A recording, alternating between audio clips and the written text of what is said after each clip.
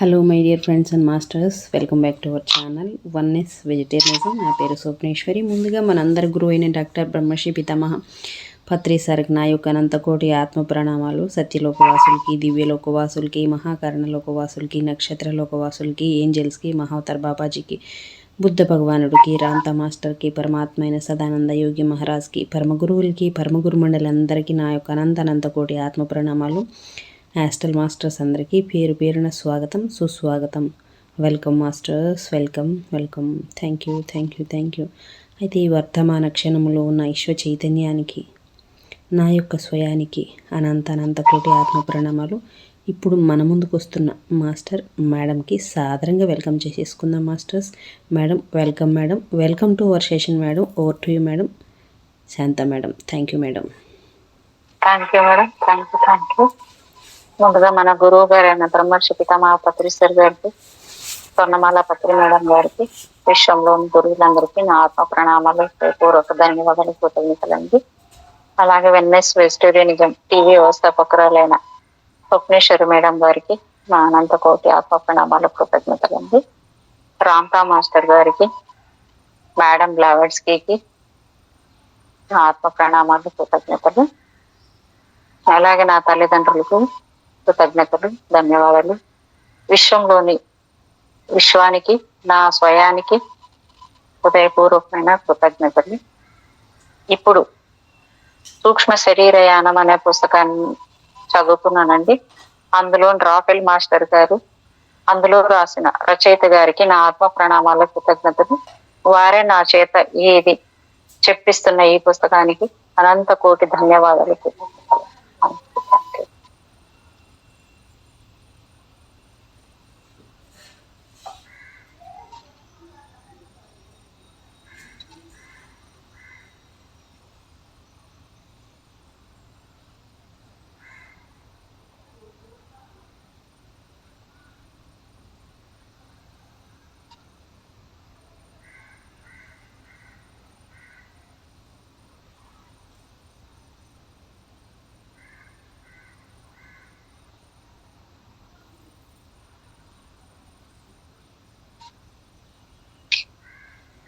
నిన్న 37వ పేజ్ అయిపోయింది madam. 38వ page ఉంది, సగం అయిపోయింది. అందులో కొంచెం వెనక తీసుకుంటున్నాను నేను. ప్రతి వ్యక్తి, ప్రతి జంతువు, ప్రతి చెట్టు కేవలం ఈథర్ మాధ్యమం ద్వారా మాత్రమే ప్రయాణించగల విద్యుత్ శక్తులు అని మనం అభివర్ణించే దానిపై తమ ఎదుగుదల కోసం ఆధారపడే ప్రతి ఒక్కటి ఇలాగే ఉంటుంది. ఈ ప్రాణాలలో ప్రతి ఒక్కటి ఓ వాహకంగా పనిచేయడానికి తమ సొంత డబుల్ లేదా వ్యవస్థీకృత ఈథర్ శరీరాన్ని కలిగి ఉండాలి. నేను వెంటనే సుపరిచితమైనవిగా కనిపించే చెట్ల వైపు చూడటం కోసం కిటికీలో నుంచి బయటకు నా దృష్టి మళ్లించాను. నిజంగానే అవి కూడా అదే అందమైన సన్నని నీలి కాంతి అంచుతో ఆవరించబడి ఉండడాన్ని ఇప్పుడు నేను చూశాను. నేను చెట్టుని ఎల్లప్పుడూ ఓ అందమైన సృష్టిగానే భావించాను, కానీ ఈ విధంగా చూసినప్పుడు అది 10 రెట్లు ఎక్కువ ప్రశస్తమైనదిగా కనిపించింది. అంతే కదా మేడం, మనము ఏదన్నా కానీ మనం భౌతికంగా చూస్తే కొంచెం అందంగా అనిపించింది. ఇప్పుడు మళ్ళీ ఆత్మస్థితిలోకి వెళ్ళిన తర్వాత మనకు వేరేగానే కనిపిస్తాయి చాలా. అవును మేడం, అవును. నేను అది ఒకసారి ఏమంటే ఒక రోడ్డు మీద పోయి నుంచుని వెయిట్ చేస్తున్నా, బస్సు వస్తే ఇంకా అమ్ముస్తాను వెయిట్ చేస్తూ ఉంటే వెంటనే నాలో వచ్చింది ఒక స్పార్క్. అందరూ జనాలు వస్తూ వెళ్తూ, అంటే వెహికల్స్ వస్తూ వెళ్తూ చాలా ఉంటాయి కదా, ట్రాఫిక్ ఉంటుంది కదా. ఆ జనాలను చూసినప్పుడు ఇంతమంది ఏంటి క్రౌడ్ అలా ఉంటుంది కదా మామూలుగా అయితే. కాకపోతే ఒక్కొక్క వ్యక్తిని చూస్తూ ఓ ఈ సోల్ చూడు ఎంత అద్భుతంగా, ఆహా ఇలా వచ్చిందా, ఇలా డిజైన్ చేసుకుందా, ఓ ఈ సోల్ ఇలా ఉందా అంటే కేవలం బాడీని కాకుండా లోపల ఉన్న సోల్ గమనించి ఎంత హ్యాపీనెస్ పొందానంటే, ఓ ఇలా ఉంటుందా అంటే చాలా బాగుంటుంది మేడం. చూసే నిజం మనం చూడగలగాలి. అయితే ఆ దృష్టితో ఆ ఎరుకులో ఉండి మనం చూడగలగాలి. మనం చూస్తే మనం కూడా అలా ఉండగలిగినప్పుడే చూడగలం, లేకపోతే చూడలేం. అవును, నిజమే మేడం. మనం ఆస్వాదించినంత మనకి మంచి భావనలోనే వస్తాయి చూడండి మేడం, ఆత్మలోకి వెళ్తే. అవును అవును. ఉమ్, ఇదంతా ఎంత అద్భుతమైనదిగా కనిపిస్తుంది. నాలో నేను అనుకున్నాను కానీ ఈ చెట్లు ఏదో విధంగా నాకన్నా ఎక్కువ సంపూర్ణంగా కనిపిస్తున్నాయి. నేను మరోసారి దీవాన్ పై ఉన్న ఆకృతి వైపు నా దృష్టిని సారించి ఆ నాజూకైన సూక్ష్మ అల్లికకు అక్కడక్కడ అడ్డుపడుతున్న చిన్న అతుకులను, ఖాళీలను గమనించాను. నువ్వు శ్రద్ధగా గమనిస్తున్నావు వెరిటీ, రాఫెల్ స్పష్టమైన సంతృప్తితో అన్నాడు. నువ్వు చూస్తున్న ఆ మచ్చలు కేవలం తాత్కాలికమైనవే. నీ దుఃఖ స్థితి వలన అవి ఏర్పడ్డాయి. ఈ విధంగానే దివ్య దృష్టి సంపన్నులు శరీరంలోని ఏ భాగంలోనైనా ఉన్న అంతర్గత రుగ్మతలను గమనించి రోగ నిర్ణయం చేయగలుగుతారు. వస్తువులోనికి నిశితంగా చూడడానికి భౌతికమైన ఇంద్రియాలు అలవాటు పడి లేవు. నాకు కొత్తగా వచ్చిన దృష్టి నన్ను ఎంతగానో ఆకర్షించింది. దీవాను పైన ఉన్న నా రూపాన్ని నేను ఎప్పటికీ అధ్యయనం చేస్తూనే ఉండవచ్చును అని నేను భావించాను. అంటే ఆయన శరీరం వదిలి ఆత్మతో బయటకు వచ్చాడు కదా, సూక్ష్మ శరీరంతో ఆ శరీరాన్ని చూసుకుంటున్నాడు ఆయన. ఆమె ఆమె ఆమె ఆయన కాదు. దయచేసి నాకు ఒక విషయం చెప్పండి రాఫెల్, నేను చేసినట్లుగానే తమ శరీరాలలో నుంచి బయటకు రాగలవారు ఇంకెవరైనా ఉన్నారా? ఆ గడ్డం మనిషి సౌమ్యంగా నవ్వాడు. కొద్దిపాటి శిక్షణ పొందిన తర్వాత దీనిని చేయడం మానవులందరికీ సాధ్యమే అని అతను బదులిచ్చాడు. కానీ ఈ యుగంలో చాలా మంది బాహ్య ప్రపంచంలో ఆధిపత్యాన్ని సంపాదించడం పైనే తమ దృష్టిని పూర్తిగా కేంద్రీకరిస్తున్నారు. చరిత్రలోని ఈ దశలో వాళ్ళు తమ స్వీయ శక్తులను నిర్లక్ష్యం చేస్తున్నారు, మరచిపోతున్నారు. ఏదేమైనా గాని వాళ్లకు తెలియకుండానే వాళ్ళలో ప్రతి ఒక్కరూ జంట జీవితాలను జీవిస్తున్నారు. అనేక మంది ప్రజలు రాత్రి వేళ తమ శరీరాలను వదిలి వివిధ మార్గాల్లో సూక్ష్మ శరీరయానాలను చేస్తూ ఉంటారు. అయితే నా ఉద్దేశం ప్రకారము అదే కలగనడము అని పిలవడుతోంది. నేను లోతుగా ఆలోచిస్తూ అన్నాను. అవశ్యంగానే నేను దాని గురించి నా పుస్తకంలో రాశాను. చివరకు నా సహచరుడు అడిగాడు, ఇక్కడ నా ప్రక్కన నిలబడి ఉన్న అసలైన నిన్ను కలిగి ఉన్న ఆ ఆత్మ గురించి మరింత ఎక్కువగా తెలుసుకోవడానికి నువ్వు సిద్ధంగానే ఉన్నావా? అతను నా కళ్ళలోకి చెప్పండి మేడం.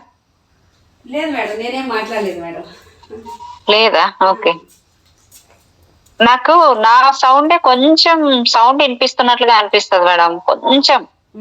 అంటే అది ఇయర్ ఫోన్స్ ప్రాబ్లం ఏదైనా ఉంటుంది మేడం. మరింత ఎక్కువగా తెలుసుకోవడానికి నువ్వు సిద్ధంగానే ఉన్నావా? అతను నా కళ్ళలోకి చూస్తూ నవ్వాడు. మీరు స్పష్టంగా నన్ను చూడగలరా? నా కళ్ళ దిగువన ఉన్న ఖాళీ స్థలంలో నాకు సంబంధించిన ఆనవాళ్లను కనుగొనడానికి నిష్ఫలంగా ప్రయత్నిస్తూ నేను అసూయతో అన్నాను. నాకు సంబంధించిన ఆనవాళ్లను కనుగొనడానికి నిష్ఫలంగా ప్రయత్నిస్తూ ఓకే అసూయతో అడిగి, నేను నిన్ను సంపూర్ణంగా చూడగలను అనే జవాబు వచ్చింది. మరీ అంతగా ఆతృత పడవద్దు, కొన్ని క్షణాల్లోనే నువ్వు మరింత తెలుసుకుంటావు. ఇప్పుడు నా మాటలు శ్రద్ధగా విను. అసలైన నువ్వు అనేది భావోద్వేగాలకు, అనుభూతులకు వశమైపోతూ ఉంటుంది. ఎంతో తరచుగా ఆ విధంగానే జరుగుతుంది కదా? అవును, అతి తరచుగా నేను దృఢంగా అంగీకరించాను. అలాగే జరుగుతుంది. అసలైన నువ్వు అనేది తీవ్ర భావాల చేత పాలించబడుతుంది లేదా వాటికి అతీతంగా ఎదగగలుగుతుంది, అంతే కదా? అవును. ఇచ్ఛాశక్తి, ఇంగిత జ్ఞానం మరియు వాస్తవికమైన కోరికలు, సమిష్టి బలం ఉన్నప్పటికీ కూడా కొన్నిసార్లు భావోద్వేగాలదే పై చేయి అవుతుంది. నువ్వు ఇంత బాగా గమనించినందుకు నాకు ఎంతో ఆనందంగా ఉంది. కనుక అనుభూతులు అనేవి మనస్సు నుంచి లేదా ఇచ్చ నుంచి వేరుగా ఉన్న శక్తులేనా? అవును, అవి ఆ విధంగానే ఉండాలి. నేను చదివినది, వ్రాసినది అది. నేను కొంత సందేహిస్తూ చెప్పాను. భావోద్వేగాలు లేకపోతే మనల్ని ముందుకు నడిపించే శక్తి ఉండదు, ప్రేరణ ఉండదు, ఆకర్షణలు ఉండవు, ప్రేమ ఉండదు. మనల్ని కార్యోన్ముఖులను చేసి ముందుకు నడిపించే ప్రేరణ భావోద్వేగాల్లో ఉంటుంది. అతను అకస్మాత్తుగా నా వైపు తిరిగాడు. అవి దేనితో రూపొందించబడి ఉంటాయి? రూపొందించబడమా? నేను కొంత తెలివి తక్కువగా ఆ మాటనే మళ్ళీ పలికాను.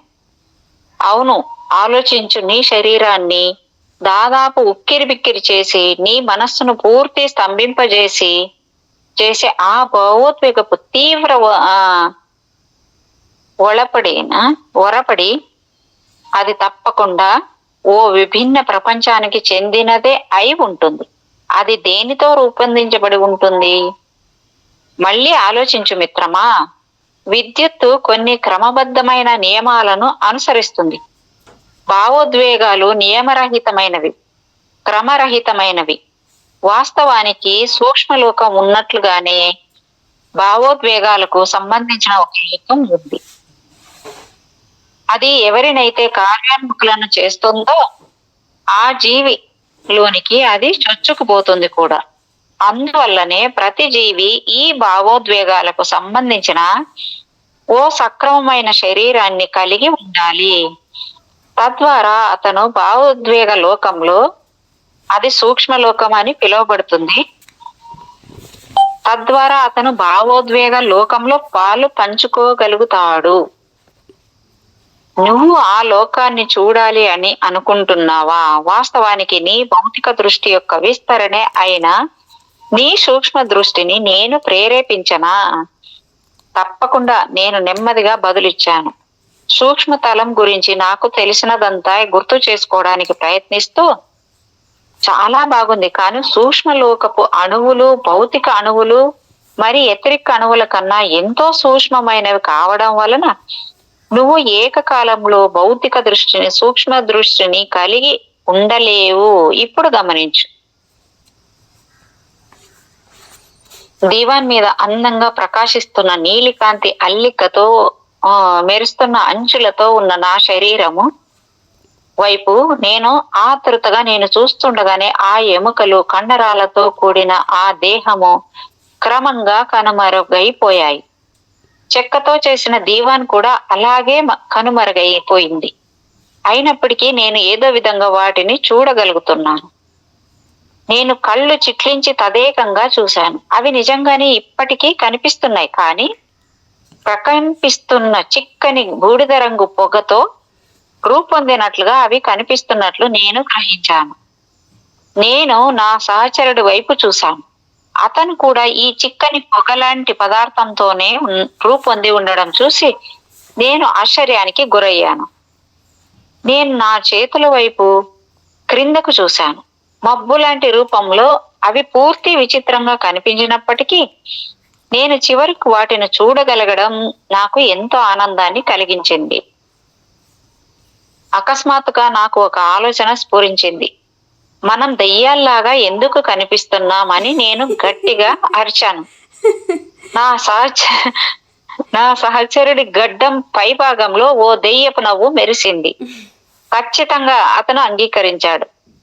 సాధారణంగా బాహ్యంగా ఉండే తన భౌతికమైన ముసుగు నుంచి తాత్కాలికంగా మరి శాశ్వతంగా బయటకు వచ్చిన ఓ వ్యక్తి భౌతిక శరీరంలో నుంచి బయటకు దాని వాళ్ళ కంటబడినప్పుడు దెయ్యమని పిలువబడతాడు. నేను నా సహచరుడి వైపు చూశాను. అది కూడా చూడండి, కొంతమందికి కొన్ని కనపడతాయి, కొంతమంది కొన్ని కనపడవు. అందరూ చూడలేరు. చూడండి, కొందరికి వద్దునే కనపడతాయి, ఎందుకంటే వాళ్ళకి ఆ దృష్టి ఉంది. అది కూడా ఆ దెయ్యాలన్నా కావచ్చు, సూక్ష్మ లోకవాసులన్నా కావచ్చు, హాస్టల్ మాస్టర్లు అన్నా కావచ్చు కదా, అందరికీ కనపడవు కదా మేడం. అవును మేడం.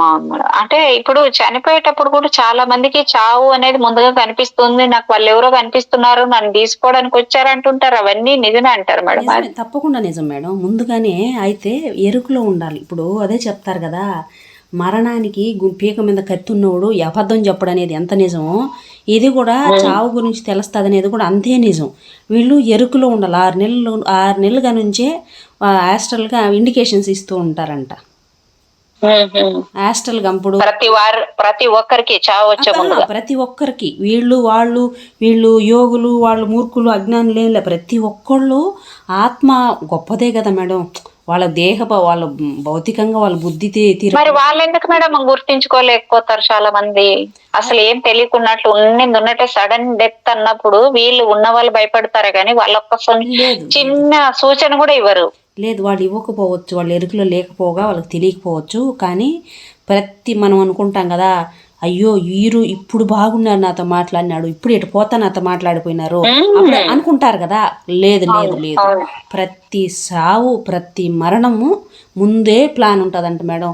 వాళ్ళు కావాలని సూసైడ్ చేసుకొని చచ్చినా కూడా ముందుగానే ప్లాన్ ఉంటుందంట. మనం అనుకున్నట్టు సూసైడ్ కేసులు కూడా తెలిసిపోయిందా? సూసైడ్ కేసులకు కూడా ముందుగానే ఉంటుందంట. ఇప్పుడు అంతెందుకు మేడం, మీకు గుర్తుందా? కొంతమంది ఎప్పుడు బెదిరిస్తూ ఉంటారు, నేను చచ్చిపోతా అంటుంటారు. తాగేయడానికి పోతుంటారు, ఏదో ఒకటి తాగేస్తా, నేను చచ్చిపోతాను బెదిరిస్తుంటారు. ఇంకొంతమంది నేను ఊరేసుకుంటా అంటే ఒక్కసారి అది వాళ్ళు అంటే మనసావాచ వాళ్ళు చేస్తుంటారు, ఊరికే బెదిరించడానికి చేసినా కూడా అది లోపలికి వెళ్తాదేమో. వీళ్ళు ఊరుకున్నా మళ్ళీ అది ఊరుకోదు. అర్థమైంది కదా మేడం. అట్లా చేసి ఇప్పుడు అమ్మ వాళ్ళ ఊర్లో నలుగురు ఒకరిని చూసి ఒకరు అంటే వాళ్ళకి ఏ జ్ఞానం లేదు భౌతికంగా. ఆమె అట్లా పోయింది, ఏదో అన్నారని కోపంతో తాగే చనిపోయింది. ఇంకొకళ్ళు ఊరేసుకొని చచ్చిపోయింది. ఇంకొకళ్ళు వాళ్ళ భర్తని బెదిరించడానికి తాగేస్తాను తమాష్కని తాగింది. అంటే బెదిరించడానికి తాగింది, నిజంగానే పోయింది. అట్లా చాలా మంది అలా చేస్తారు. అవి ప్రతిదీ ప్లానే మేడం. ప్రతిదీ అంటే ఒకరికొకరు ప్రేరణ మేడం ఇది. నిజం. ఇప్పుడు ఒక మంచి ప్రేరణ అంటే ఇప్పుడు ఆ ఎనర్జీ ఉంటుంది కదా, ఒక దగ్గర జరిగిన ఎనర్జీ ఉంటుంది కదా. అక్కడ చూడండి, మీకు రోడ్ల మీద పోతా ఉంటే ప్రమాదాలు, యాక్సిడెంట్లు జరిగితే కూడా అదే ప్లేస్లో ఎంతో మంది పడి చచ్చిపోతుంటారు. ఒక ప్లేస్లో ఇక్కడ పడినోళ్ళు బతికినోళ్ళు లేరని ఎంతో మంది అంటూ ఉంటారు. అవును అంటే ఆ ఎనర్జీ ఎక్కువ అక్కడ ఆకర్షిస్తుంటది. అవును. నాకు అవి చాలా ఉన్నాయి మేడం, నా కళ్ళతో నేను చూసినవి.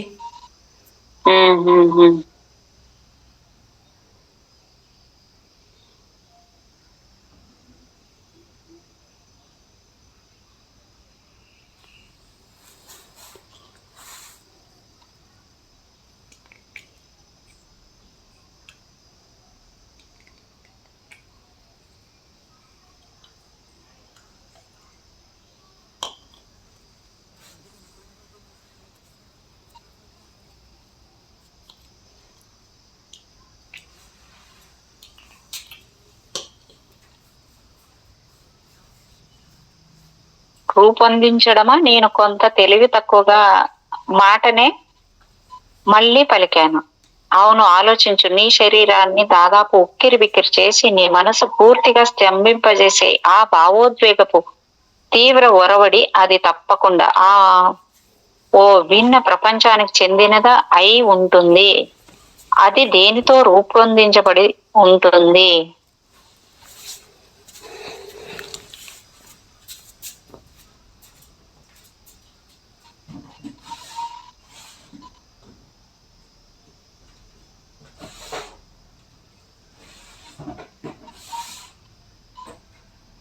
నేను కళ్ళు చిట్లించి తదేకంగా చూశాను. అవి నిజంగానే ఇప్పటికీ కనిపిస్తున్నాయి. కానీ ప్రకంపిస్తున్న చిక్కని బూడిద రంగు పొగతో రూపొందినట్లుగా అవి కనిపిస్తున్నట్లు నేను గ్రహించాను. నేను నా సహచరుడి వైపు చూశాను. అతను కూడా ఆ చిక్కని పొగలాంటి పదార్థంతోనే రూపొంది ఉండడం చూసి నేను ఆశ్చర్యానికి గురయ్యాను. పూర్తి విచిత్రంగా కనిపించినప్పటికీ నేను చివరకు వాటిని చూడగలగడం నాకు ఎంతో ఆనందాన్ని ఇచ్చింది. నా సహచరుడి గడ్డం పై భాగంలో ఓ దయ్యపు నవ్వు మెరిసింది. ఖచ్చితంగా అతను అంగీకరించాడు. సాధారణంగా బాహ్యంగా ఉండే తన భౌతికమైన ముసుగు నుంచి తాత్కాలికంగా మరి శాశ్వతంగా బయటకు వచ్చిన ఓ వ్యక్తి భౌతిక శరీరంలో నుంచి బయటికి రాని వాళ్ళు కంటపడినప్పుడు దయ్యమని పిలువబడతారు. నేను నా సహచరుడి వైపు చూశాను. నా మనసు వేగంగా పనిచేస్తుంది. అవును, కానీ చివరకు నేను అభ్యంతరం తెలిపాను. దీవాన్ మీద నా భౌతిక శరీరం ఉంది, కానీ మీ భౌతిక శరీరం ఎక్కడ ఉంది అని. రాఫెల్ నా వైపు చూడకుండా మొహం తిప్పుకున్నాడు. ఆ ప్రశ్నకు నేను ఇప్పుడే సమాధానం చెప్పలేను మిత్రమా. ప్రస్తుతానికి అది ఒక రహస్యంగానే ఉండాలి. ఇక నా చేతిని వదిలేయి, నువ్వు పూర్తి సురక్షితంగా ఉన్నావు అన్నాడాయన. ఆ సూక్ష్మ రూపంలో దిగంబరంగా నిస్సహాయంగా ఉన్నట్లు అనుభూతి చెందుతూ నేను అయిష్టంగానే అంగీకరించాను. రాఫెల్ వేగంగా ఆ గదిలోని ఓ మూలకు వెళ్ళాడు. ఇక్కడికి రా అని అతను ఆజ్ఞాపించాడు. అటూ ఇటూ ఊగుతూ నేను సంశయించాను. నా ఈ అగోచరమైన అవయవాలను ఎలా అదుపులో ఉంచుకోవాలి? తెలివి తక్కువగా ప్రవర్తించకు. నా కొత్త గురువు నవ్వాడు. నీ సూక్ష్మ శరీరాన్ని చూసి నువ్వే భయపడుతున్నావా? ఇక్కడకు రా అన్నాడు. నేను అతని నవ్వుతో శృతి కలిపాను. అతని దగ్గరకు వేగంగా వెళ్ళాలని దృఢంగా నిశ్చయించుకున్నాను. మరుక్షణంలోనే నేను అతని ప్రక్కన ఉన్నాను. నేను ఇక్కడకు ఎలా చేరుకున్నాను? నేను నడవలేను కదా? నేను ఆశ్చర్యంగా అడిగాను. ఆహా, ఆలోచించవలసింది ఇంకా ఉంది. సూక్ష్మ పదార్థం అనేది భౌతిక పదార్థం మరియు దాని ప్రతిస్పందనల నుంచి పూర్తిగా భిన్నమైనది అని నువ్వు తెలుసుకోవాలి. విద్యుత్తు మరి ఇతర శక్తులు ప్రయాణించే ఈథర్ కన్నా సూక్ష్మ పదార్థం ఎంతో సున్నితంగా ఉండి దాని గమన వేగం ఎంతో ఎక్కువగా ఉంటుంది. దాని భావం ఏమిటి అంటే, నువ్వు సంకల్పిస్తే కనుక నీ సూక్ష్మ శరీరంతో నువ్వు విద్యుత్ అనేది భౌతిక పరమైనది కాదు కనుక అది గురుత్వాకర్షణ సిద్ధాంతానికి అతీతంగా ఉంటుంది. అయితే అందుకే నేను నడవడానికి బదులు గాలిలో తేలిపోతున్నట్లుగా అనుభూతి చెందుతున్నానన్నమాట. కలల్లో అనుభూతి చెందుతున్నట్లుగానే నేను ఆశ్చర్యంగా అన్నాను. అవశ్యంగా కళ అనేది తరచుగా ఒక వాస్తవ అనుభవమే. ఇప్పుడు నేను నీ సూక్ష్మ దృష్టిని మరికొంత శక్తివంతం చేస్తాను, గమనించు. బూడిద వర్ణంలో ఉన్న సజీవ చిత్రంలా కనిపిస్తున్న ఆ గది వైపు నేను తేరిపారా చూశాను. ప్రతి ఒక్క దానిలో నుంచి, వాటి అంతరంగంలో నుంచి నెమ్మదిగా నిగూఢంగా సూర్యోదయం అవుతున్నట్లుగా ఉంది. గది అంతా సున్నితమైన సూక్ష్మ తేజస్సుతో వెలిగిపోతున్నట్లుగా ఉంది. ఆ కాంతి కళ్ళ ముందు సజీవంగా కదలాడుతున్న అనేక వర్ణాలతో రూపొందించబడింది అని నేను గమనించే వరకు ఆ కాంతి మరింత శక్తివంతంగా, మరింత నిర్దిష్టంగా పెరుగుతూనే ఉంది. వర్ణరంజితమైన ఆ కాంతి కిరణాలు నిశ్చలంగా ఉండకుండా అనేక దిశల్లో అత్యంత వేగంగా తేలుతూ ఒకదానికొకటి పెనవేసుకుంటూ కలిసిపోతూ విడిపోతున్నట్లుగా కనిపిస్తున్నాయి. గాలి ప్రవాహం చేత మలిపెట్టబడినట్లుగా అటూ ఇటూ సుళ్ళు తిరుగుతున్నాయి. ఈ సజీవమైన స్వల్పంగా కాంతులీనుతున్న రంగులతో ఆ వాతావరణం అంతా నిండిపోయింది. ఆ గదిలోని వస్తువులను కూడా ఈ రంగులు ఆవరించినట్లుగా కనిపిస్తోంది. ఈ బూడిద రంగు పొగలాంటి పదార్థంలోని అణువులు అన్నీ ఒక అద్భుతమైన ఇంద్రధనుస్సులోని భాగాలేమో అన్నట్లుగా దేదీప్యమానంగా వెలిగిపోతున్నాయి. అప్పుడే నేను రాఫెల్ను దగ్గరగా చూశాను. కొద్దిగా మెరుస్తున్న పొగమంచు లాంటి పదార్థంతో రూపొందించబడి ఉన్నప్పటికీ అతని శరీరం అన్ని విధాలుగా సంపూర్ణంగా ఉంది అని నేను చూడగలిగాను. అతను పొరలా ఉన్న ఒక పెద్ద గోళంలో నిలబడి ఉన్నట్లు కనిపించడాన్ని కూడా నేను గమనించాను. ఈ గోళం అతని చుట్టూ దాదాపు 1/2 గజం మేరకు వ్యాపించి ఉంది. అది నన్ను అపరిమితమైన ఆశ్చర్యానికి గురి చేసింది. అతను ఒక పెద్ద సబ్బు బుడగ మధ్యలో నిలబడి ఉన్నట్లు కనిపిస్తోంది. బాల్యంలో ఇలాంటి అందమైన రంగురంగుల బుడగలను ఊదడం గుర్తుకు వచ్చింది.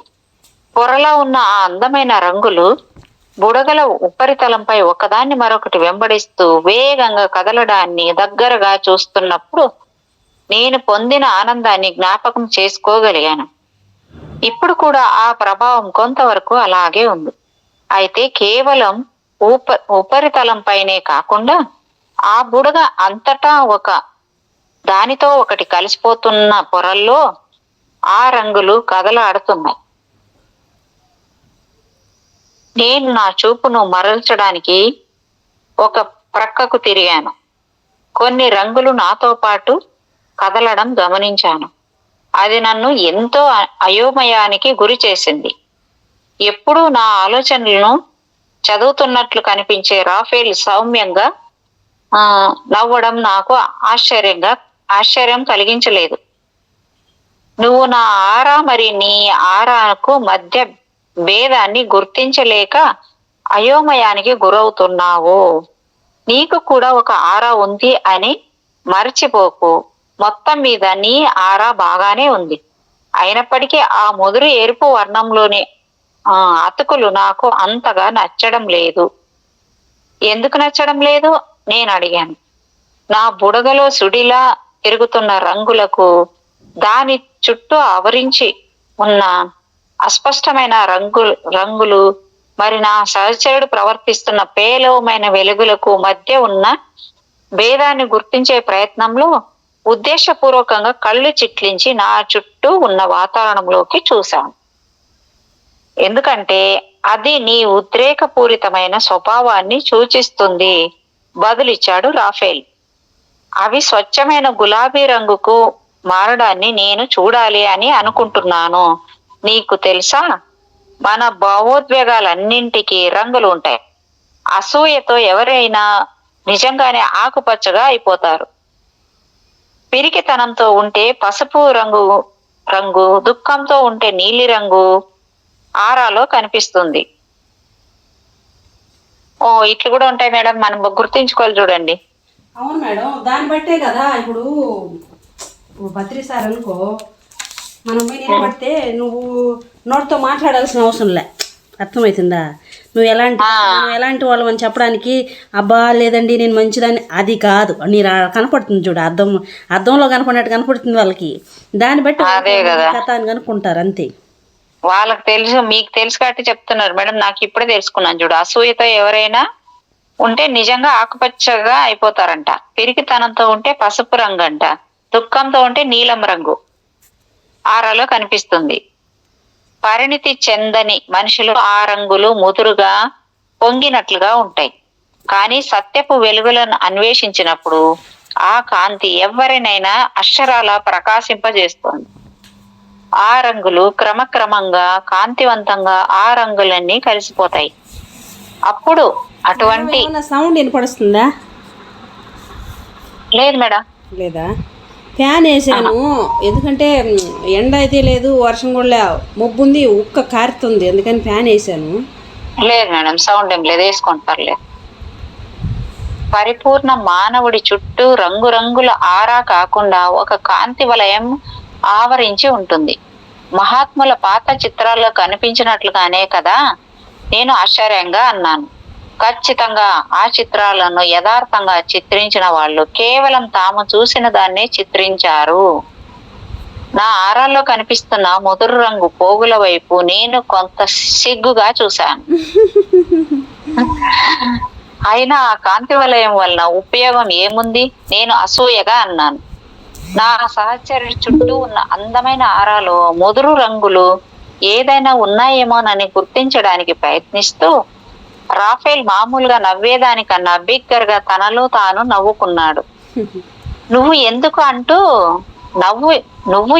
అంటూ ఎప్పుడు ఆ అసందర్భపు ప్రశ్నలు వేసే దానిలా ఉన్నావు. సత్యాన్ని చేరుకోవడానికి అదే ఖచ్చితమైన మార్గం. కానీ ఇక్కడ అతని కంఠం గంభీరంగా మారిపోయింది. కాంతి వలయాలకు సంబంధించి నువ్వు అడుగుతున్న ప్రశ్నల వలన నువ్వు అత్యంత నిగూఢ రహస్యాల్లో ఒకదానిని విస్తారంగా తెలుసుకోవాల్సి ఉంటుంది.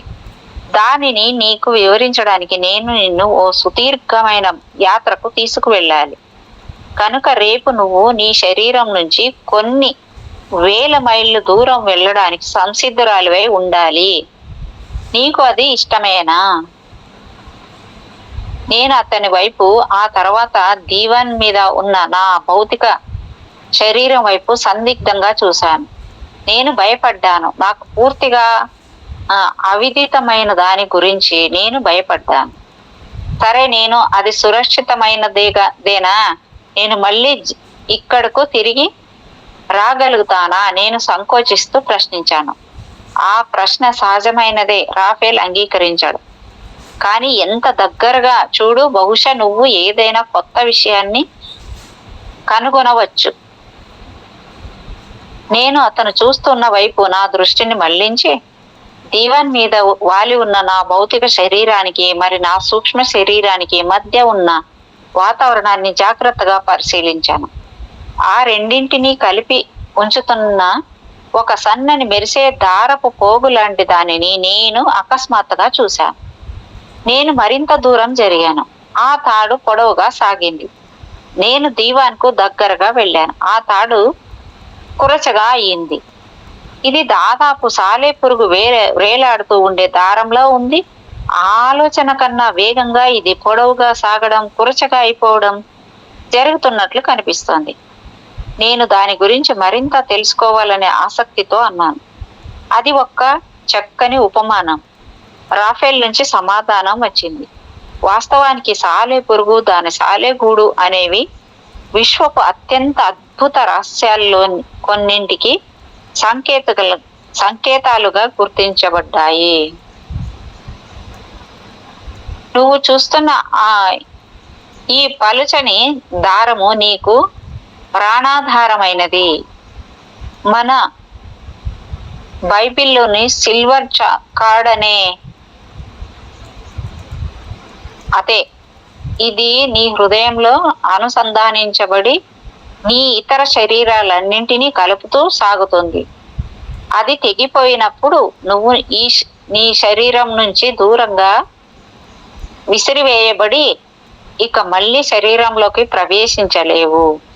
అది కోట్లాది మైళ్ళ దూరం విస్తరించగలదు. కానీ ఒకవేళ నువ్వు దూరంగా వెళ్ళినప్పుడు నిద్రపోతున్న నీ శరీరానికి ఏదైనా ఆటంకం కలిగితే కనుక ఈ సిల్వర్ కార్డు ద్వారా ఆ సందేశం క్షణాల్లో తెలిసిపోయి అసౌకర్యాన్ని కలిగించే ఒక కుదుపుతో నీ సూక్ష్మ శరీరం వేగంగా వెనక్కు వచ్చేస్తుంది.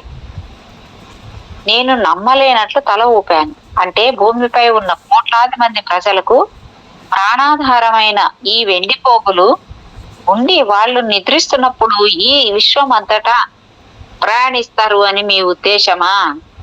ఈ సిల్వర్ కార్డులన్నీ అల్లిబిల్లిగా ఒకదానితో ఒకటి అల్లుకుపోయి వాళ్ళందరికి తగినంత చోటు ఉండదు అని నేను అనుకుంటున్నాను. నా ప్రియమిత్రమా, నువ్వు నీ ఆలోచనలు పూర్తిగా మార్చుకోవాలి. భౌతిక ప్రపంచంలో ఉన్నప్పుడు తప్ప స్థలాభావం అనేది ఉండనే ఉండదు. నువ్వు 4వ పరిధి అని పిలిచే స్థలాన్ని అవగాహన చేసుకోవడానికి ప్రయత్నించాలి. సూక్ష్మ శరీరంలో ఉన్నప్పుడు నువ్వు భౌతిక వస్తువులు లేదా మానవులలో నుంచి ఆవలి వైపుకు ప్రయాణించగలవు. నువ్వు అలా వాళ్ళలో నుంచి వెళ్ళిన విషయం వాళ్లకు ఏమాత్రమూ తెలియదు. అలాగే సూక్ష్మ పదార్థానికి లేదా సూక్ష్మ అణువులకు చెందిన అనేక స్థాయిలు ఉన్నాయి అని, వాటిలో ప్రతి ఒక్కటి స్వతంత్రంగా పనిచేస్తాయి అని కూడా నువ్వు తెలుసుకోవాలి. వాస్తవానికి నీ ప్రకంపన వేగం నుంచి పూర్తిగా భిన్నమైన ప్రకంపన వేగం గల ఇతర సూక్ష్మ జీవులు ఈ క్షణంలో నీలో నుంచి నడిచి వెళ్తూ ఉండవచ్చు. నేను తీవ్రంగా బెదిరిపోయాను. నా అధ్యయనాలు అన్ని వెల్లడి చేసిన దాన్ని మించిన విషయం ఇది. సరే నా బెదురు తగ్గించడానికి తగిన కారణాలను వివరిస్తూ రాఫెల్ చెప్పాడు. ఒకవేళ నువ్వు అకస్మాత్తుగా ఒక వైర్లెస్ సెట్ ను ఆన్ చేస్తే కనుక ప్రపంచపు నలుమూలలోని విస్తారమైన శబ్ద తరంగాలతో నీకు అనుసంధానం ఏర్పడుతుంది. ఆ శబ్దాలు ఎల్లవేళలా ఉన్నాయి. అయినప్పటికీ మామూలుగా నువ్వు వాటిని వినలేవు. అసంఖ్యాక శబ్ద తరంగాలు ఒకదానితో నుంచి ఒకటి ప్రవహిస్తూ ఉంటాయి. అయినప్పటికీ వాటిలో ప్రతి ఒక్కటి తన ప్రత్యేక ఉనికిని నిలిపి ఉంచుకుంటాయి. అది నీకు ఏమీ బోధించడం లేదా? ప్రాణులు, జీవులు, ఆత్మలు కూడా మరొక జీవిలో నుంచి ప్రవహిస్తున్నప్పుడు తమ జీవితాన్ని పనులను కొనసాగిస్తూనే ఉండి తన స్వీయ ప్రకంపనల మండలం తప్ప మిగిలిన వాటన్నింటి పట్ల ఎరుకతో చేయలేకపోవడాన్ని నువ్వు ఊహించలేవా? నేను దాదాపు కోపంగా నా సహచరుడి వైపు రెప్ప వేయకుండా చూశాను. అతను నా బుర్రను మరీ అతిగా శ్రమ పెట్టడానికి ప్రయత్నిస్తున్నాడు అని అనిపించింది. అతను మాత్రం నన్ను చూసి నవ్వాడు. అంత ఎందుకు? ఈ క్షణంలో నేను నేరుగా మన భూమి నుంచి ఒక గ్రహం వెళ్తుండవచ్చు. అది తన భౌతిక శరీరాన్ని ధరించకుండా తన సూక్ష్మ దేహంతో ఉండడం వల్ల మనకు దాని గురించి ఏమాత్రం తెలియకపోవచ్చు. మీరు నన్ను ఎందుకిలా హింసిస్తున్నారు? నేను నిస్పృహతో అడిగాను. ఈ విచిత్రమైన విషయాలను గ్రహించడానికి ప్రయత్నిస్తూ ఉండడం వల్ల నా తల తిరిగిపోతుంది. లేదు, నేను నిన్ను హింసించడం లేదు పెరిటి. ఆ లేత చిరునవ్వు అకస్మాత్తుగా అతని ప్రకాశవంతమైన ముఖారవిందాన్ని దేదీప్యమానం చేస్తుండగా నేను భూతలపు అంచుల వరకు అతనిని అనుసరించగలను అనే భావనను నాకు కలిగిస్తూ రాఫేల్ అత్యంత సౌమ్యంగా సాంత్వన వచనాలను పలికాడు. నేను నిజంగా నిన్ను అలసటకు గురి చేస్తున్నాను. ఇప్పటి వరకు నిద్రాకారిగా ఉన్న నీ మెదడు కండరాలను నువ్వు వినియోగించడం ప్రారంభించాలి. అది తప్పక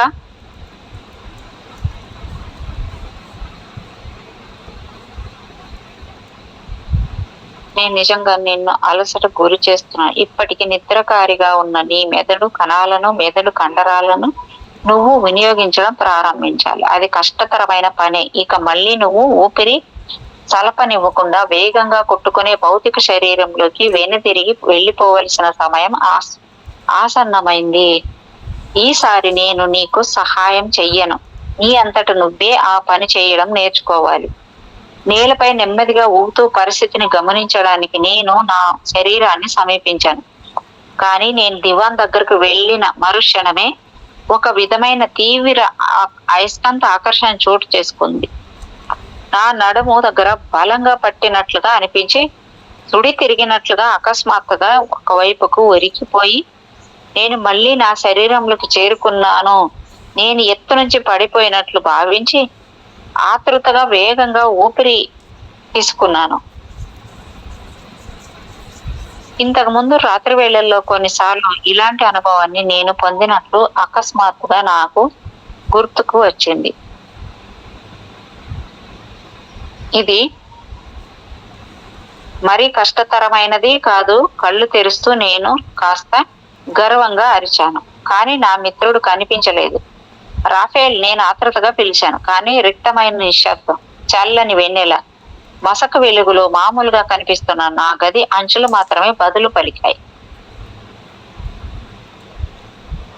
మరుసటి రోజు ఉదయం తోట పనికి సిద్ధమైన నేను మరియన్ గదిలోకి ప్రవేశించగానే ఆమె అంది, ఈ రోజు బిన్ బహుశా నా ఉద్దేశం ఏమిటో నీకు తెలుసు కదా. వాతావరణం ఆహ్లాదకరంగా వెచ్చగా ఉండబోతోంది. సహజంగానే ఆమె ఉద్దేశం ఏమిటో నాకు తెలుసు. కానీ బిన్ ఎన్ని ఎక్కువ మాటలను నేర్చేసుకుంటున్నాడు అంటే ఎవరైనా జాగ్రత్తగానే ఉండాల్సి వస్తుంది. ఉదాహరణకు ఆ మాటలు బిన్ విషయంలో సాకారం అవబోతున్నప్పుడు తప్ప వాడి ముందు నడక లేదా తోట అని పేర్కొనడం న్యాయం కాదు. ఎందుకంటే ఆ మాటలు విన్న వెంటనే వాడు విపరీతమైన ఉత్సాహంతో ఆశగా గంతులు వేస్తూ తయారైపోతాడు. ప్రస్తుతం బిన్ను ట్రఫాల్లర్ స్క్వేర్ సింహాల భంగిమలో మునగదీసుకుని కూర్చుని కళ్ళు మూసి చెవులను నేలపై ఆనించి ఉదయపు అల్పాహారాన్ని జీర్ణం చేసుకుంటున్నాను. అవును, నేను కూడా అదే సూచించబోతున్నాను. వాడు కొంత దూరం నడుస్తూ గెంతుతూ వెళ్ళవచ్చు. ఇంకొంత దూరం వాడి రాయిస్ లో ప్రయాణించవచ్చు. బిన్ తోటలో కావ్యాలకి నువ్వు వస్తావా? బిన్ చెవులు నిక్కబొడుచుకున్నాయి. కళ్ళు చురుకుగా పైకి ఉబికి వచ్చాయి.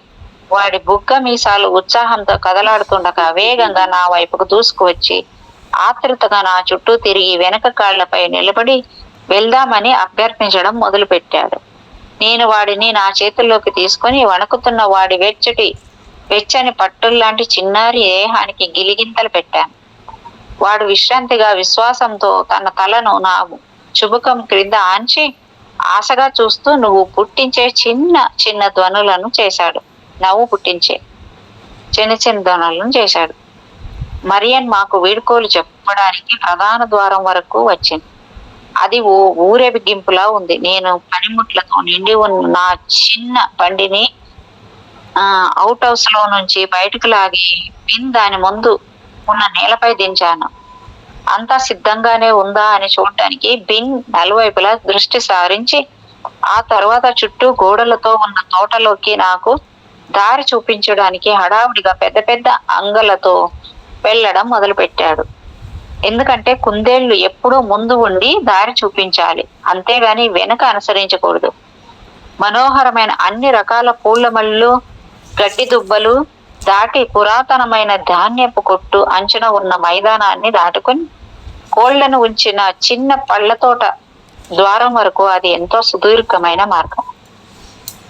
బిన్ ఆ ద్వారం వరకు గర్వంగా కదం త్రొక్కుతూ వెళ్ళి నేను దానిని తెరిచిన మరుక్షణమే లోపలికి దూరిపోవడానికి సిద్ధంగా ఆ తలుపు గడియ దిగువన నిరీక్షించాడు. ఆ తర్వాత నేను మరి తన రోల్స్ రాయిస్ అనుసరించి వస్తున్నామా లేదా అని చూడడానికి మధ్యన వెనక్కు చూస్తూ ఆకారాలతో కూడిన తోటకు వెళ్లే మార్గంపై బిన్ దూసుకు వెళ్ళిపోయాడు. మేము ఆ బండిని వాడి రోల్స్ రాయిస్ అని పిలిచేవాళ్ళం. ఎందుకంటే మేము వెళ్లే మార్గాన్ని బిన్ శిరస్సు పర్యవేక్షిస్తుండగా పనిముట్లు మధ్యన ఒదిగి కూర్చుని తరచుగా ఆ బండిపై ప్రయాణం చేస్తూ ఉండేవాడు. ఆ రోల్స్ రాయిస్ కు ఒక ప్రక్కన వెరెన్స్ అనే పదం చిత్రించబడి ఉంటుంది. తోట పని పట్ల నేను చూపుతున్న శ్రద్ధాశక్తుల పట్ల ఆరాధనా భావంతో మా ఇంట్లో గతంలో ఎప్పుడూ పనిచేసిన ఓ సేవకుడు ఈ బండిని నా కోసం తయారు చేసి దానిపై ఆ పదాన్ని చిత్రించాడు. మా ప్రతిరోజు ఊరేగింపు అలవాటే అయిన ఒక రాబిన్ పక్షి ఆ బండి మీదకు వచ్చి వాలి అక్కడ సాధారణంగా లభించే ఆహారపు తొనకల కోసం నేను తోట పనికి వాడే బుట్టలో వెతకడం మొదలుపెట్టింది. తర్వాత ఆ పక్షి గేటు మీదుగా ఎగిరి నేను దానికోసం దారిలో ఉంచే ఒక విరిగిన చిన్న కప్పు దగ్గర వేచి ఉంది. నేను ప్రతి ఉదయము ఆ కప్పును మళ్ళీ నింపుతూ ఉంటాను. బిన్ ఆ తోట ద్వారం వరకు పెద్ద పెద్ద అంగలతో గంతులు వేస్తూ వెళ్ళి నేను దాని తాళం తీసే వరకు కంపిస్తున్న బుంగమీసాలతో అక్కడ కూర్చొని ఉన్నాడు. ఆ తర్వాత వాడు బాణంలో లోపలకు దూసుకు వెళ్ళి మేము గమ్యాన్ని చేరుకున్నాం అని తెలుసుకొని నేలపైకి ఒక్కసారిగా దూకి దానిని త్రవ్వడం మొదలు పెట్టాడు. త్రవ్విన మట్టిలో నుంచి బయటపడే పురుగుల కోసం నిరీక్షిస్తూ రాబిన్ పక్షి బిన్ చుట్టూ గంతులు వేయడం మొదలుపెట్టింది. నా చిన్న బండిని నేను నా గది దగ్గరకు తోసుకుంటూ వెళ్ళి తలుపులు తెరిచి లోపలికి వెళ్ళాను. ఈ ఉదయం ఎండ మరీ వేడిగా ఉంది. నేల త్వరలోనే విత్తనాలను నాటడానికి తగినంత పొడిగా మారుతుంది. నేను అన్ని విత్తనాలను ఒకేసారి ప్రణాళికాబద్ధంగా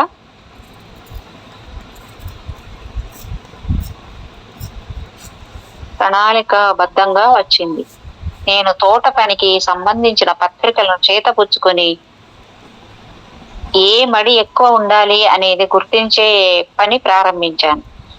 శరత్కాలంలో నాటిన విత్తనాల నుంచి మొలిచిన క్యాబేజీ మొలకలు శీతాకాలాన్ని తట్టుకొని నిలబడి ఎంతో పీలగా దీనస్థితిలో ఉన్నట్లు కనిపిస్తూ సూర్యుడి తొలి కిరణాల్లో స్నానమాడుతున్నాయి.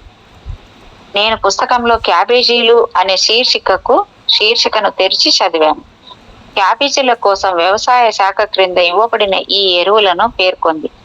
ఎదుగుదల మొదలవ్వగానే చదరపు గజానికి 1/2 ఔన్సు చొప్పున అమోనియా సల్ఫేట్ చల్లండి.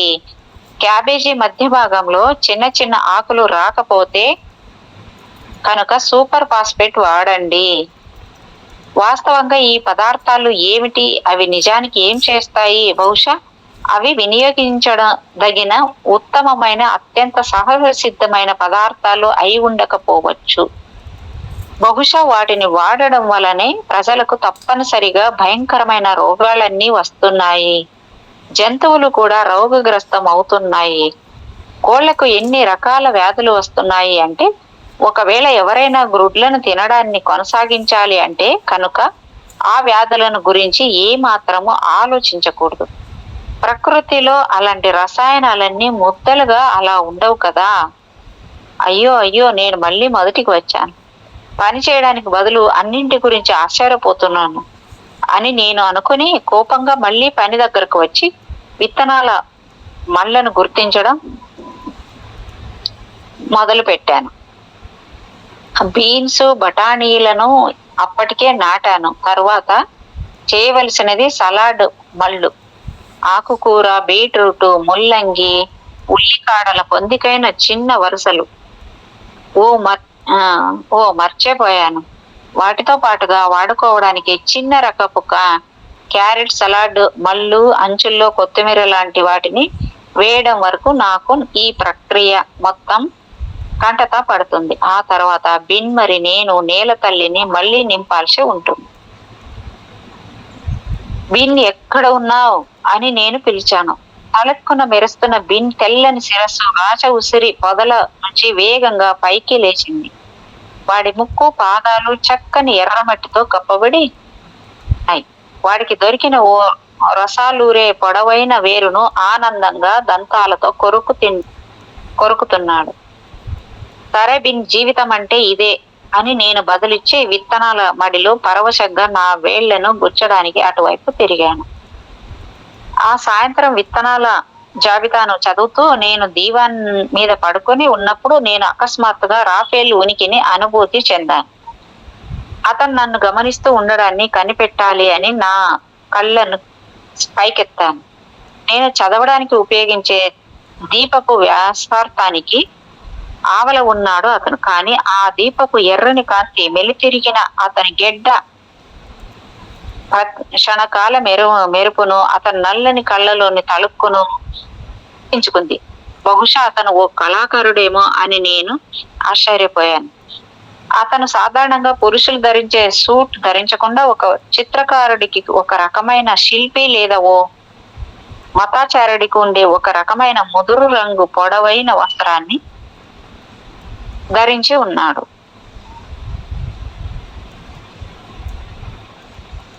అతని వైపు మరింత దగ్గరగా చూడడానికి నేను ముందుకు వంగాను. వద్దు మిత్రమా, నువ్వు ఆ పని చేయవద్దు. అతను నవ్వుతూ నీడలోకి వేగంగా వెనక్కు జరిగిపోయాడు. ఈ రోజు రాత్రి నువ్వు నాకన్నా ఎంతో గొప్పవైన విషయాలపై నీ దృష్టిని కేంద్రీకరించాలి అని నేను కోరుకుంటున్నాను. భాగాల పరస్పర సంబంధానికి చెందిన జ్ఞానాన్ని నువ్వు పొందడం ప్రారంభించాలి అని నేను అనుకుంటున్నాను. కనుక మనం ఆ పనిని ఆరంభిద్దాం. దయచేసి నీ భౌతిక దేహంలో నుంచి బయటకు అడుగు పెడతావా? నేను నా అంతటా నేనేనా నేను ఆ పని చెయ్యగలను అని నేను అనుకోవడం లేదు. నేను తడబడుతూ అన్నాను. ఆ తర్వాత నా గురువు కళ్ళలో కోపపు జీరను చూసి త్వరగా నన్ను నేను కూడదీసుకున్నాయి. నా శ్వాసను నిశ్చలం చేయడం మొదలుపెట్టాను. నా శరీరం లోపల చిన్న చిన్న చక్రాలు గుండ్రంగా తిరుగుతున్న అనుభూతి కలుగుతుందని నేను ఆశించాను. అలాగే అవి త్వరలోనే తిరగడం మొదలుపెట్టాయి. సహజంగానే రాఫెల్ చిత్రమైన విధానంలో నాకు సహాయపడుతున్నాడు. కానీ అప్పుడు సైతం నాలో ఆ భ్రమణాలు శక్తివంతం అయిపోయి ఆ తర్వాత వేగంగా అవి నాలో తలకింద్రం అయినప్పటికీ నేను ఎంతో నిబ్బరంగా ఉండగలగడం వలన నాకు గర్వంగా అనిపించింది. చివరగా ఒక్కసారి మెలితిరిగి లాగినట్లుగా అయ్యింది. మరి నా సహచరుడి ప్రక్కన నేను నిలబడి ఉన్నాను. మేము ఇరువురము పొగలాంటి మా సూక్ష్మ లోక ప్రతి రూపాల్లో ఉన్నామని గ్రహించాను.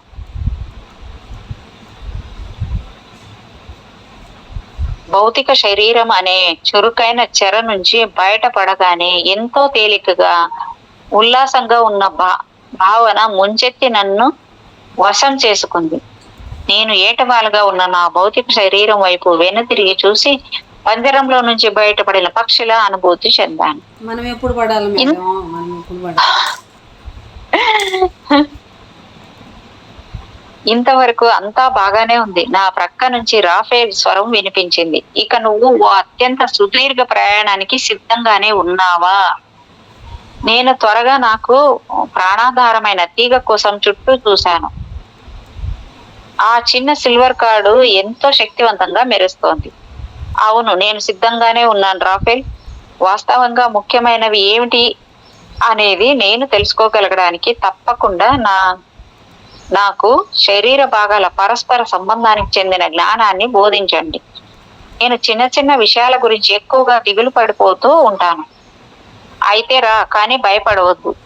ఆ విధంగా చెబుతూ అతను ఏ హడావిడి లేకుండా నెమ్మదిగా నేల ఉపరితలంపై నుంచి నా గది పైకప్పు దిశగా గాలిలోకి పైకి లేచాడు. అతను నా కనుచూపు మేరను దాటిపోకూడదు అనే ఆతృతతో నేను అతన్ని అనుసరించాలి అని సంకల్పించాను. ఆ క్షణమే నేను అతన్ని అనుసరిస్తున్నాను అని తెలుసుకున్నాను. ఇప్పుడు ఏం చేయాలి అని నేను ఉత్సాహంగా అరిచాను.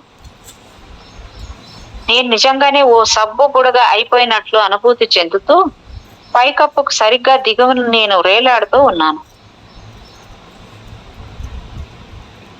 నన్ను అనుసరించు అని చెప్పి రాఫేలు పైకప్పులోంచి సగం దూరం మాయమైపోయాడు. ఆగండి, నేను ఆ విధంగా చెయ్యలేను. నేను ఉన్న చోటే నిస్సహాయంగా గాలిలో ఊగిసలాడుతూ భయంతో విస్మయంగా అరిచాను. ఎందుకు చేయలేవు? నీ ఆర ఇప్పటికే పైకప్పులో నుంచి సగం దూరం వరకు వచ్చేసింది. జాగ్రత్తగా చూస్తే నన్ను కూడా నువ్వు చూడగలుగుతావు. నిజంగానే నన్ను ఆవరించి ఉన్న అందమైన బుడగలాంటి ఆర పైభాగం నాకన్నా ముందే పైకప్పులో నుంచి వెళ్ళిపోయింది. నేను నిశ్చితంగా చూసినప్పుడు రాఫేల్ను నేను ఇప్పటికీ చూడగలుగుతున్నాను అని, ఆ ఘన పదార్థపు ఉపరితలం పారదర్శకంగా ఉన్నట్లు కనిపిస్తుంది అని నేను గ్రహించాను. అయ్యో, నా ఆర తప్పకుండా గాయపడి ఉంటుంది. నేను ఆర్భాటం చేశాను. దానిలో కొన్ని దారుణమైన ముదురు పసుపు వర్ణపు చారలు నేను చూడగలుగుతున్నాను. అది కేవలం భయం మాత్రమే. ఆ నమూనాను స్వయంగా నువ్వే రూపకల్పన చేసుకున్నావు. స్థూల రూపానికి సంబంధించినదిగా నువ్వు కోరుకుంటే కనుక అవశ్యంగానే మనం కిటికీలో నుంచి వెళ్ళవచ్చు అంటూ రాఫేల్ నవ్వాడు. వద్దు, దయచేసి మీ చేతిని అందించి నన్ను పైకి లాగండి. నేను దీనికి బొత్తిగా అలవాటు పడలేకపోతున్నాను. నేను ఆతృతతో కష్టం మీద శ్వాస తీసుకోగలిగాను. మేడం, ఇక్కడికి ఎండ్ చేసుకుందామా? 60 పేజీల దాకా అయింది మేడం ఈరోజు. అవునా? ఓకే. ఏమో మేడం, నేను కూడా ఆమెతో కూడా ఎగురుతున్నట్టున్నాను. మేడం, అలాగే ఉండాలి మరి. దాంట్లో లీనం అయితే కదా మనకు బాగా అర్థమైంది, బాగా మనం కూడా చేయగలము అనేది కూడా వస్తుంది కదా మేడం. అవును, ఎరుకు లేకుండా చేస్తాం, ఎరుకుతో కూడా చేయాలి అంతే. దాంట్లో లీనం అయిపోతే మనం కూడా ఎగరగలం అంతే కదా. Okay madam. Okay madam. Thank you madam. చాలా బాగుంది.